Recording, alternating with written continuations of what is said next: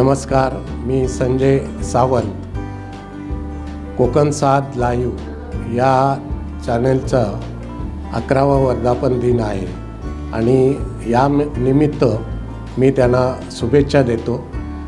खूप चांगल्या पद्धतीचं आमच्यापर्यंत अगदी ताज्या बातम्या देण्याचं काम जर कोण करत असेल तर या जिल्ह्यामध्ये कोकणसादचंच नाव घ्यावं लागेल.